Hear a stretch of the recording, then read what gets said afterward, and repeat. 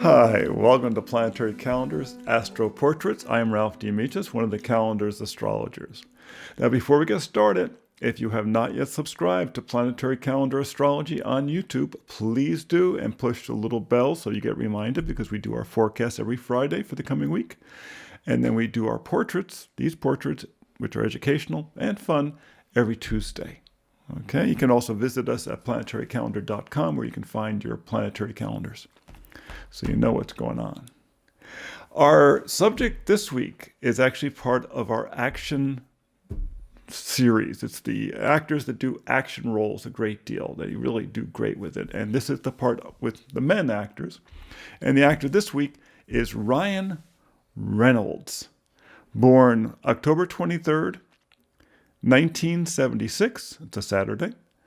4:30 a.m. in Vancouver, Canada. That's PDT. What do we know about Ryan? Well, first of all, he's a new moon Scorpio. That's a little bit intense. Okay, new moon Scorpio. The sun is at 0 degrees Scorpio, 0 degrees 11 minutes. The moon's at 3 degrees. So very tightly new moon, 3 degrees away. That seems like a really serious position. But he does a lot of comedy. Where does that come from? Well, when we look at action figures, what we look for is we look for strong Mars and we look for strong Mercury, which means the Mars-ruled signs as well and the Mercury-ruled signs. Mars-ruled signs are Aries and Scorpio, masculine and feminine. The Mercury-ruled signs are Gemini and Virgo, masculine and feminine. Okay? You also look at the houses that they rule. Well, he has the sun and the moon in Scorpio, conjunct the south node, or the north node, I mean. It's a whole nother discussion, though. But also Uranus and Mars, the conjunct Mars. This is Mars in rulership, the feminine rulership. It greatly empowers his chart by having the Mars conjunct there. With a bunch of these action actors, we have found Mars conjunct the sun. It really gets them in contact with their physical bodies. Because it's in Scorpio, in a rulership position, the moon in Scorpio, which is a fall position, finds a voice. You see, the moon in Scorpio is a very introvert position. But because it's with its best buddy, Mars in Scorpio, who's very out there, it finds a voice. It very strongly empowers it. Where does the humor come from? It comes from the fact that this is all in the third house, Mercury's house, Gemini's house, the trickster. It gives him a very, very quick wit. It makes him fun. It makes him playful. It makes him, like to engage people. Additionally, he has Virgo rising, the other Mercury-ruled sign rising. Okay? He also has Ceres at the rising. And this is interesting. We're doing something a little different with this because we're looking at the charts of people he works with a lot or people he's been involved with. Because with Mercury being so powerful in this chart, especially Virgo rising, he's always about engaging people. He loves to engage people. With Ceres at the rising, he loves to herd them, kind of manage them. It's kind of a natural thing for him. It's in what's called the Gogolon spot, just above the horizon, in the same sign. It means it's a very powerful energy for them, even though it's not obvious to other people. Why is it not obvious? Because you can't see Ceres without a telescope. It's one of the invisible bodies, but it's very present for him, that desire to herd others. He was born into a family, I think he has all older brothers. His father was a Royal Mounted Police, right, who retired, went into a different business later on. What's interesting, father in the chart, he's born at night, so Saturn is the father. In the daytime chart, the sun is oftentimes the father, but here the Saturn is the father, is in Leo, in the 12th house, a father who works for the government, right? And then retires from it in Leo. So a person who was very, very skilled. Saturn was conjunct the Pallas Athena and Selena. It's interesting, but that Pallas Athena means one, he grew up with a father who knew how to handle guns, among other things, and knew how to handle weapons. He grew up in a home that's ruled by Sagittarius, with Venus and Neptune there. He grew up with brothers. He grew up in a very athletic household. Between that And the Mars conjunct the Sun, and makes him very physically capable.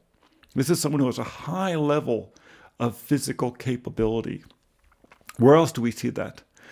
Jupiter is in the 9th house. That's Jupiter's own house at 29 degrees Taurus. Very powerful degree for another number of reasons. Anything that's in the last degree of the sign tends to be an extreme version of that sign. Additionally, 29 degrees Taurus is the placement of the Pleiades, and it's highly elevated in the chart. The Pleiades is a very complex group of stars, and when it's conjunct a planet, it gives people a great deal of spiritual depth. And it's in the house of philosophy. What does he know? What does he think about that he's not sharing with others, except unless he really knows you? Why? Why would he share it with you? Because he wants to be helpful. How do we know that? Because the Jupiter is trine that rising in Virgo. The Virgo cannot help but want to help people. It's really what it does. It's raison d'etre, to help others. It's going to help you with that, And that Jupiter from the 9th house, such a powerful house, to the rising, really enforces that. That Jupiter in the 9th house also gives a lot of athletic ability. It's Jupiter, the great athlete, in its own house, in Taurus, gives him great endurance. If you've ever seen him in his movies, he loves doing the stunts himself. And there's no way he's using a stuntman. It's not, sure, there's times that he does, but so much of the stuff he does, his quickness, his flexibility, his strength is really quite remarkable. In many ways, the other chart I'm looking at, because he does a lot, he's done a bunch with him, is Dwayne Johannsen. The two of them, in some ways, are very untypical of movie actors. Most movie actors, they like the make-believe. They like make-believe. They like the fact that someone else is going to stand in for them. They like, have the makeup people come and make them look wonderful. They like that. Both he and Dwayne are people who really get into reality. They like being who they are. They like being physically capable. They like being involved. It reminds me a bit of Errol Flynn and the actors of that era. That these were tremendously physically competent people who did their own stunts. They were just, they were adventurous people from an adventurous time. And so when they went into the movies, they were basically just looking at the real person carrying out the role. And that's in some ways what Ryan is like. This is a person who has great capabilities, and then they get him on film, kind of thing. Dwayne is the same thing. Remember, Dwayne Dwayne Johnson, The Rock, was a famous wrestler for years. Comes from a family of wrestlers. He has tremendous physical capabilities. That Scorpio in the 3rd house, though, it shows a really great drive intellectually, but also if you watch his movie, he's very glib, and that's that third house. What's interesting is that the Mercury that's in charge of all this stuff is actually in the 2nd house. It's in Libra. It's conjunct the asteroid Juno and loosely conjunct Pluto as well. But one of the things that it tends to do is Mercury in the 2nd house in Libra really likes business. It really likes making money. And if you look at his bio, he's involved as a partner, Libra, in all kinds of different ventures and in a whole bunch of different businesses. He's got 30% here, 20% there that he owns in parts of businesses. He likes being a partner in business in real stuff. It's not about imagination to him. It's about the real assets. What's funny, I think it's a lot of times it's either liquor or food. Well, 2nd house is food, wine, among other things. Food that makes you feel better, Venus. The 12th house is interesting. In actors, the 12th house, and movie actors especially, the 12th house is always very important because it's make-believe. It's that protected space. It's where you're, away from the world, right? In the 12th house, he has Saturn in Leo.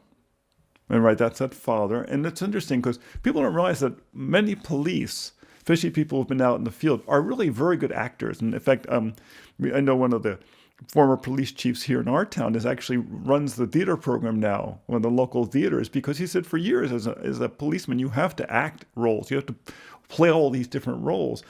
So some of that came from him. His father had that natural talent, but he also has Pallas Athena there. He has a real talent when it comes to make-believe.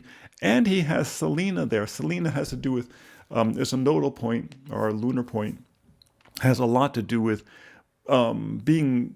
caring about people. And so within that protected space, he's very caring about other people.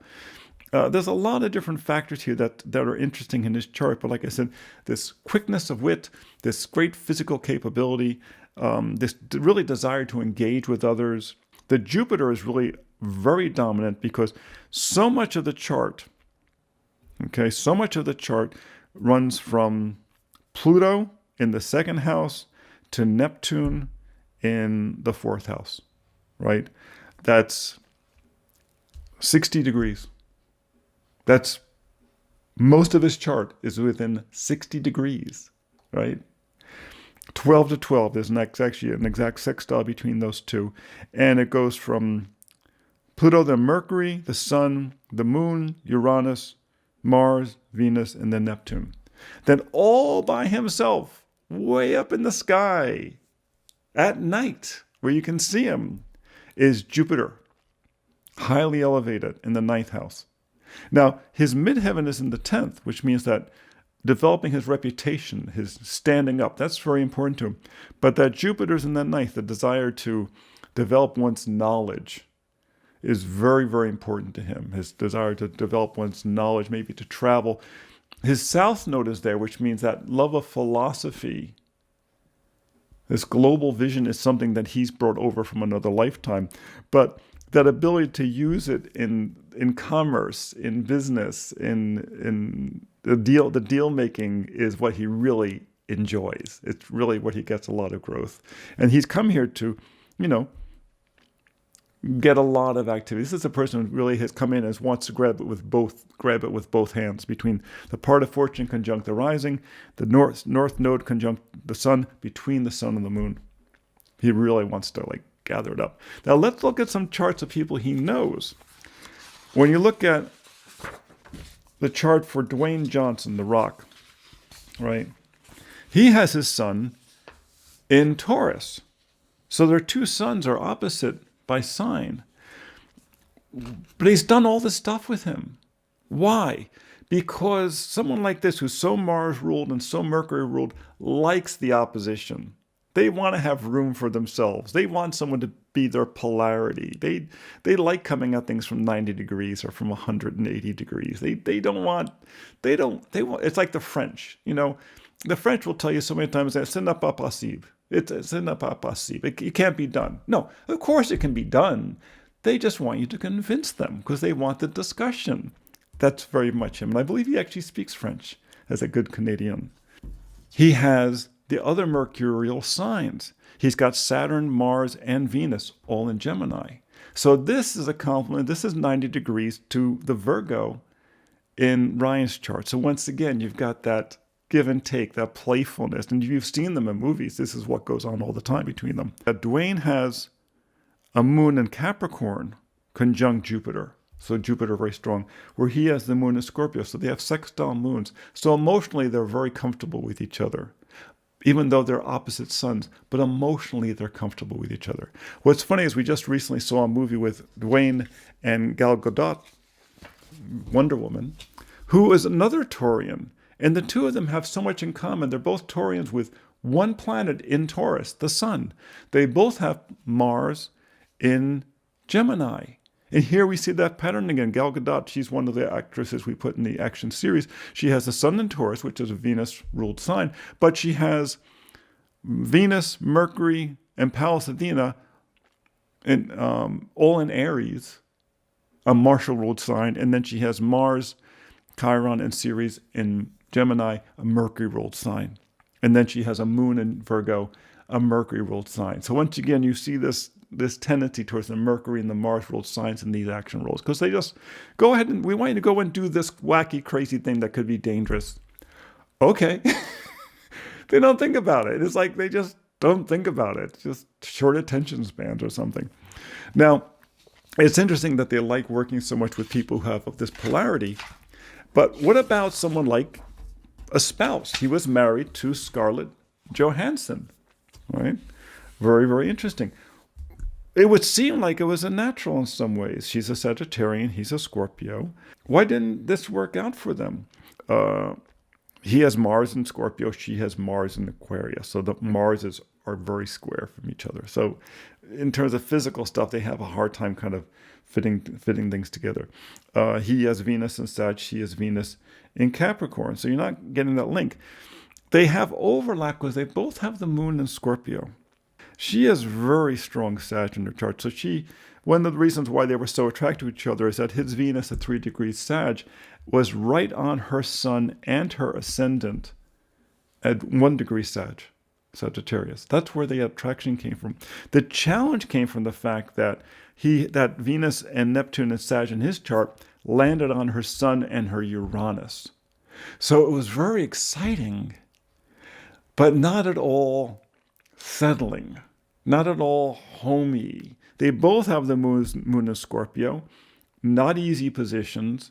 He handles it better because he has the Mars in Scorpio. He can express stuff. He can throw stuff and feel good about that. But she has her moon in Scorpio conjunct Saturn, so she compresses it.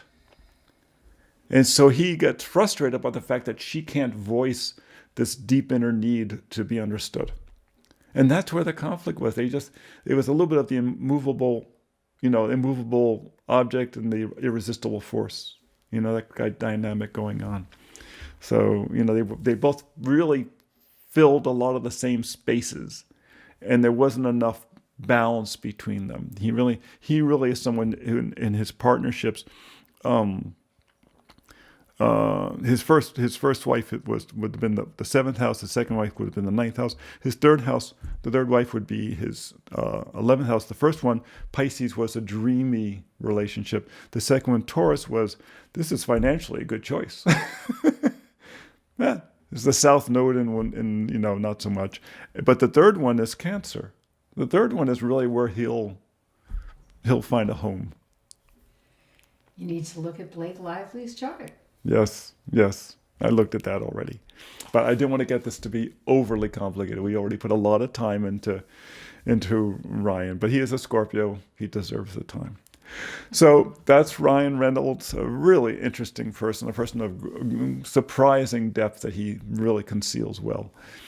Please come back and see us. For our portraits. Remember, we do our portraits every Tuesday. We do our forecast every Friday for the coming week. You can find those at Planetary Calendar Astrology. Please subscribe and push that little bell so you get reminded. If you have not gotten your calendars, you want to find our books, go to planetarycalendar.com. Until next time, be well.